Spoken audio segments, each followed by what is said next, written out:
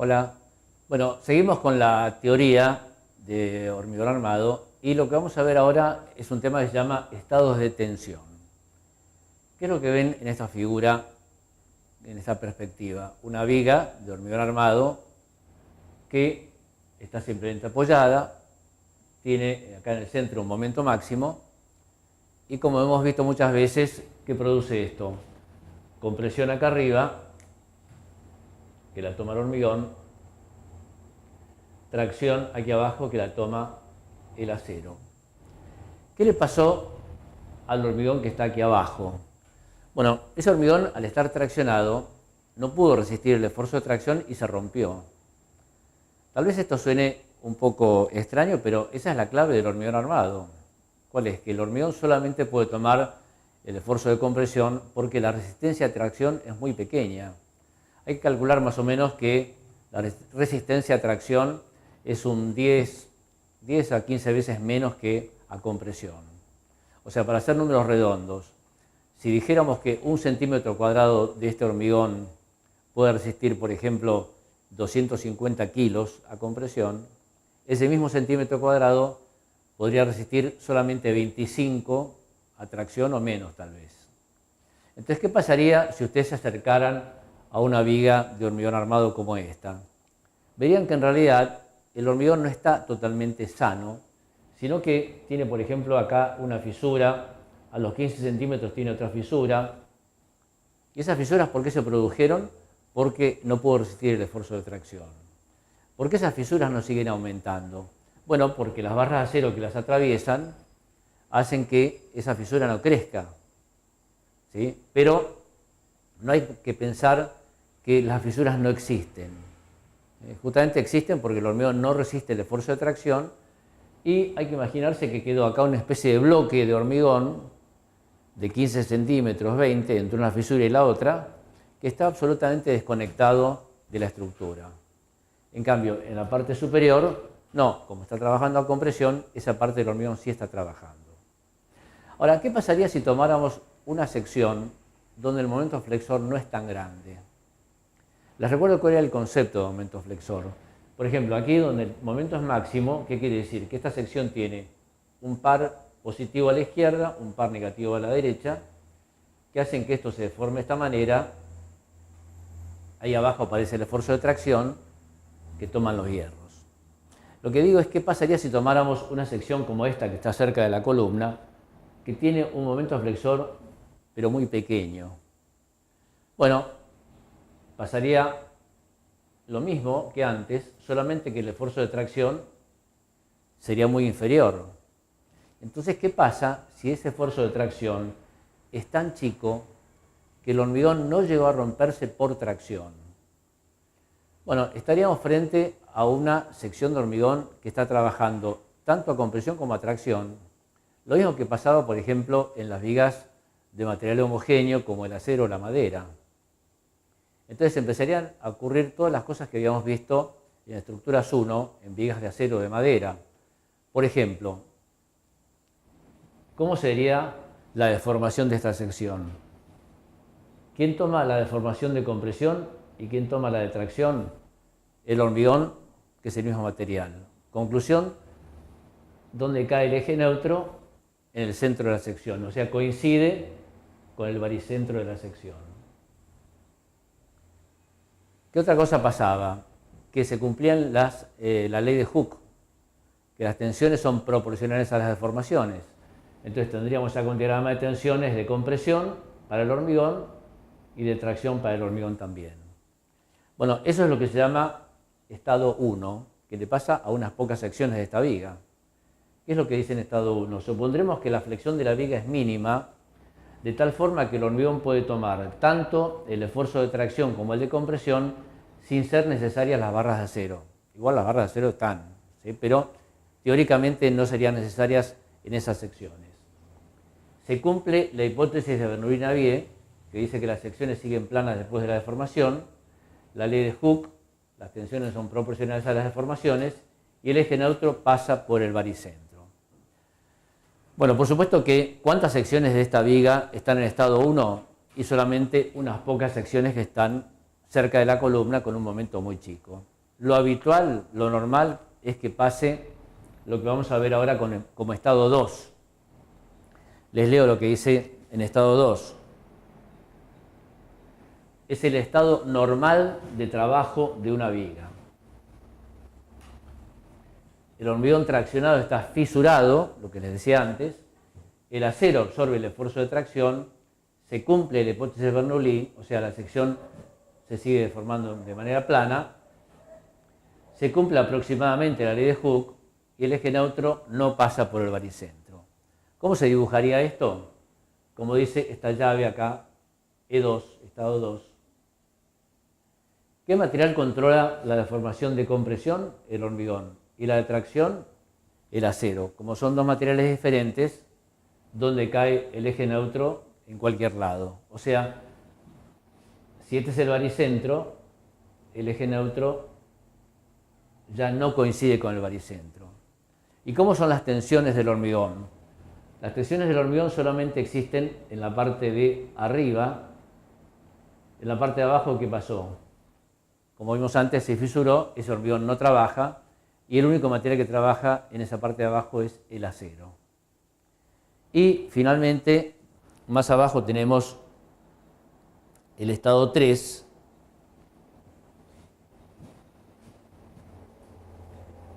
que dice acá en el estado 3, es el estado de tensiones en el instante de rotura de una estructura. O sea, cuando, por ejemplo, en el caso de una viga, le cargamos lo que sería el momento último. Para que se produzca dicha rotura tiene que haber llegado a su límite el acero, 5 por 1000, o el hormigón 3 por 1000. Bueno, esos son límites de deformación. 5 por 1000 quiere decir que si el acero medía 1000 centímetros, cuando llega a medir 5 centímetros más, es lo que la norma tolera como deformación máxima para el acero. ¿Por qué? Por el tamaño de grietas que se producen si el acero se estirara más. En el caso del hormigón, si mide 1000, lo máximo que está permitido es que se achique 3 por 1000. Después de eso, supuestamente, el hormigón estalla. ¿Qué dice después? Se sigue cumpliendo la hipótesis de Bernoulli, o sea, la sección sigue siendo plana al deformarse. Entonces este diagrama sigue siendo así plano, aunque no se cumpla el ley de Hooke ni el eje neutro pasa por el baricentro. O sea, el cero no cae en la mitad y este diagrama, la norma lo que hace es, para simplificarlo, considera que es un rectángulo directamente. No es un rectángulo, pero para hacerlo más rápido y más sencilla las fórmulas, lo rectangulariza. Bueno, esta es la descripción de los tres estados, ¿sí? El 1 es un esfuerzo muy pequeño, el 2 es el estado normal de trabajo de una viga y el 3 ya sería cuando entra en rotura. En la página siguiente seguimos con más teoría, pero ahora en lugar de hablar del diagrama de momentos vamos a hablar del diagrama de corte. Para eso, fíjense en esta figura, en esa perspectiva. Es una viga cualquiera donde marqué una sección y en esta sección estas dos fuerzas están representando el esfuerzo de corte. ¿Qué se produce dentro del material? Unas tensiones que, como son tangentes a la sección, se llaman con la letra tau tensiones tangenciales y son producidas por el esfuerzo de corte. ¿Qué pasa si tomamos acá de esta sección un pequeño cubito y ese cubo lo dibujamos aquí más grande? Bueno, veríamos en esta cara que le tocó la tensión que va para arriba y en la cara de atrás la que va para abajo. Si este cubo lo volvemos a dibujar en una vista, esta sería la que va para arriba, esta sería la que va para abajo. Estas dos que están en la perspectiva ahora están aquí. Y hay un teorema que se llama teorema de Cauchy, se escribe Cauchy así, que dice que estas dos tensiones estarían produciendo un giro de este cubo, y como eso es imposible que esté girando, como el cubo está quieto, la explicación de Cauchy fue que tienen que haber otras dos tensiones más, una en la cara superior y otra en la cara inferior, que produzcan el efecto contrario. Lo importante de esto es qué ocurre en este cubito debido a estas tensiones.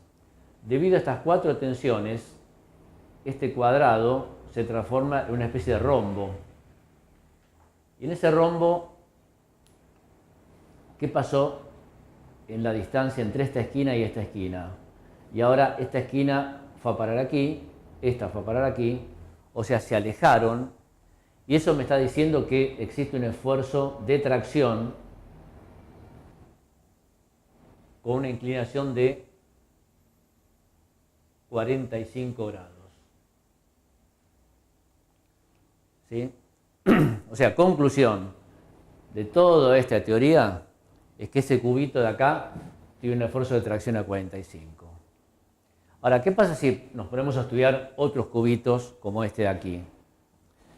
Bueno, vamos a llegar a esta conclusión.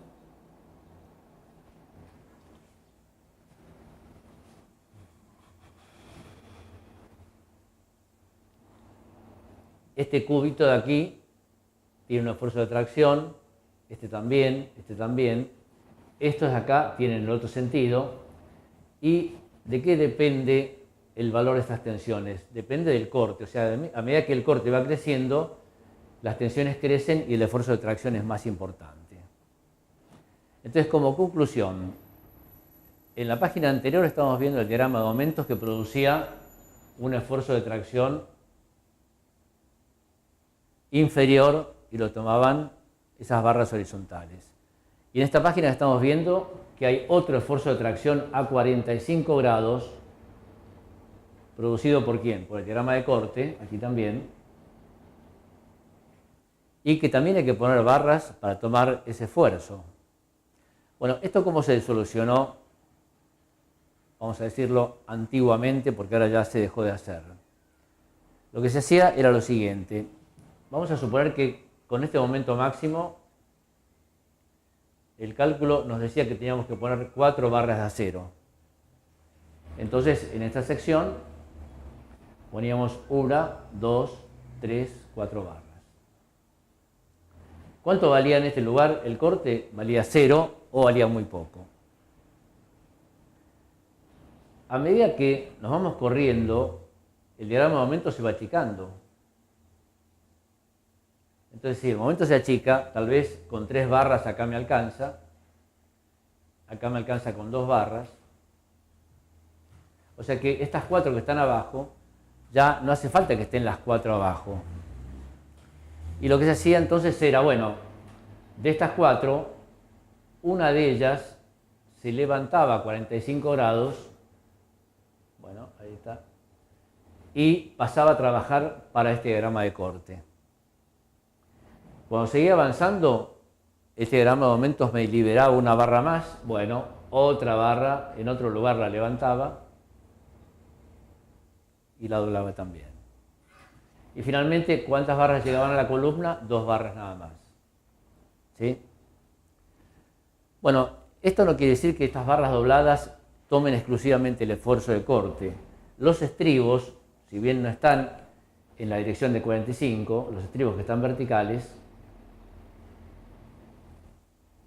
también colaboraban en tomar ese esfuerzo.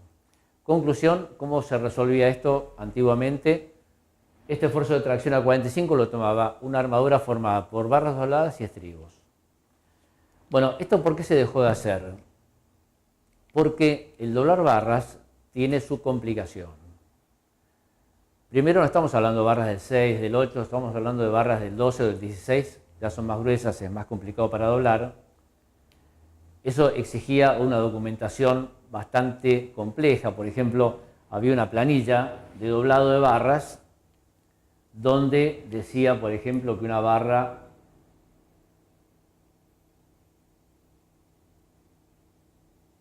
tenía que medir acá 15 centímetros, acá, no sé, 37, invento cualquier número, ¿no? 63, 328, 63, 37, 15. Entonces la persona que estaba en obra tenía que cortar una barra que tuviera de longitud todo este desarrollo y después doblarla. O sea, habría toda una complicación. Otra cosa que se agregó es que el software que ha llegado últimamente, que es de origen de Estados Unidos o de Europa, hay software nacional también, no tienen doblado de barras. Entonces el esfuerzo de corte lo toman exclusivamente los estribos. Esto, por supuesto, trae que la cantidad de acero sea mayor, pero se termina ganando tiempo y plata, porque todo esto requería una mano de obra bastante especializada, llevaba bastante tiempo la barra, o sea, era una cosa medio artesanal. Conclusión, no se doblan más barras a 45. Ahora el esfuerzo de corte produce esfuerzo de tracción a 45 grados, lo van a tomar solamente los estribos, que aunque son verticales, o sea, no están en la dirección ideal, igual toman ese esfuerzo. Bueno, en la página siguiente vamos a ver cómo se resuelve matemáticamente eso. Y para esto les puse algo que no es de estructuras de hormigón, es de estructuras metálicas, pero es un poco para imaginarnos cómo fue que los que pensaron el reglamento de hormigón cuando empezó a existir, adaptaron las fórmulas de lo que venían trabajando en estructuras metálicas. O sea, imagínense, no sé, en el año 1900, 1910, ¿qué estructuras se hacían? Estructuras metálicas. Entonces, por ejemplo, ustedes tenían una estructura metálica de este tipo y se resolvía por el método de Cremona, por ejemplo, y se averiguaban los esfuerzos en las barras. Cuando apareció el hormigón armado, me imagino que habrán tratado de adaptar ese nuevo material a lo que venían usando. Entonces, ¿qué fue lo que vieron que se podía adaptar de esto al hormigón armado? Bueno, fíjense, por ejemplo, estas barras horizontales. Esta se llama 2, esta se llama 3, esta se llama 4. Está dentro del grupo de barras comprimidas. Y la número 2, 1.400 kilos. La número 3, 2.400. Y la número 4, 3.000. O sea, a medida que voy hacia el centro, el esfuerzo de compresión va aumentando. ¿Eso con qué es compatible? Con lo que le pasa al diagrama de aumentos. Va aumentando hacia el centro. Y si es compresión, ¿eso quién lo puede tomar? Las barras no, el eje de la zona comprimida de hormigón. Al revés, en la parte de abajo, estas barras se llaman 1, 2, 3, 4. ¿Cuáles serían las inferiores? ¿Qué valores tienen? 1.400, 2.400, 3.000, 3.200. De vuelta, a medida que voy hacia el centro, ese esfuerzo va aumentando. ¿Eso con qué es compatible? También con el diagrama de aumentos. Y ese esfuerzo, ¿quién lo toma? Ahí sí, las barras de la armadura principal. ¿Qué pasa con las bielas que están en el alma de esta estructura? Bueno, vamos a ver estas que están en forma diagonal. Esas diagonales resultaron comprimidas, así que ¿quién no puede tomar eso? El hormigón. Y el esfuerzo vale 2.000, 1.440, 880, 280. O sea, a medida que veas el centro van disminuyendo. ¿Eso con qué es compatible? Con el diagrama de corte. ¿Y quién se puede hacer cargo de tomar este esfuerzo de compresión? El hormigón. Y finalmente las verticales. Estas verticales estarían ocupando el lugar de ¿quién? De los estribos. ¿Cuánto toman? 1.000, 600, 280 y la que está en el medio, 0. Eso de vuelta con qué es compatible con el diagrama de corte que va achicándose hacia el centro. Entonces, digamos, lo que me imagino se les habrá ocurrido es lo siguiente. Si esta es una viga de hormigón y yo coloco acá una armadura, esa armadura estaría ocupando el lugar de las barras inferiores. Las barras superiores no tengo que preocuparme porque lo toma el hormigón. Ahora, ¿cómo se hacen esos triángulos? Bueno, lo que nosotros colocamos son los estribos. Y cuando la estructura empieza a funcionar, automáticamente estos estribos deben cerrar triángulos de este tipo para que se forme una especie de reticulado espontáneo y la estructura pueda resistir el esfuerzo. Esto desemboca en lo que tienen aquí abajo, que es una teoría del principio del siglo XX, que es la teoría de Morse, o del reticulado análogo. Con esta teoría, ¿qué fue lo que se hizo? Resolver las fórmulas para calcular estribos y eventualmente barras dobladas, y en el caso nuestro solamente estribos, comparando una viga de hormigón con una viga de reticulado. ¿Qué es lo que dice esta teoría? Plantea una analogía, o sea, un comportamiento similar, entre una viga de reticulado y una viga de hormigón armado en estado 2, de tal manera que resolviendo los esfuerzos en las barras de reticulado, se están hallando los esfuerzos en las barras dobladas y los estribos. O sea, se resuelve un reticulado y eso se traslada el resultado después a una viga de hormigón. ¿Cuál sería la analogía? Bueno, lo que en un reticulado es el colón superior, en la viga de hormigón armado sería el eje de la zona comprimida de hormigón. Lo que es el colón inferior, la armadura principal, las bielas verticales, estribos, y las bielas diagonales, elementos comprimidos de hormigón.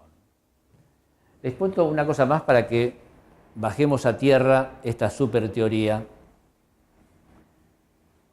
Supónganse que esto que está aquí ahora es una viga de hormigón. Empieza aquí, sigue por aquí, por aquí, por aquí. Y por ejemplo, ustedes necesitan sacar una parte de esa viga de hormigón porque quieren hacer un ensayo de ese hormigón o quieren agujerearla para hacer un pase. ¿Cuál sería el lugar indicado para hacer ese pase? Bueno, en principio dijimos que del eje neutro para abajo hay esfuerzo de tracción, así que ese hormigón ya me imagino que lo puedo retirar. Pero si ustedes rompieran el hormigón aquí, yo les diría que eso no lo hagan. Porque es que estarían haciendo, estarían rompiendo la biela diagonal que tiene el número 1. A ver, ¿qué dice acá? La biela diagonal que tiene el número 1, ¿cuánto está aguantando? 2000 kilos. O sea, estarían rompiendo una parte de hormigón que está trabajando con un esfuerzo muy grande. Estarían rompiendo una parte útil del hormigón. En cambio, si ustedes hacen un pase aquí abajo, les diría que ahí sí está bien, porque ese estribo estaba tomando ¿qué esfuerzo aquí? Barra vertical, 0. Si rompieran aquí, esa barra diagonal, ¿qué esfuerzo está tomando? 280. O sea, nada que ver con los 2000 kilos que decíamos antes. Por supuesto que si la estructura ya está construida, habría que romper entre un estribo y el otro. Si la separación de estribos es 20 centímetros, esta abertura sería 20 y la altura sería más o menos la mitad de la viga, porque la mitad de arriba puede estar trabajando a compresión. ¿Dónde está la compresión? Habría que sacar el eje neutro, pero más o menos conservadoramente podríamos suponer que la mitad como máximo trabaja a compresión, la mitad de abajo trabaja a tracción, podríamos romper la mitad de abajo. Bueno, fin con esta teoría de Morse y nos vemos en el próximo video.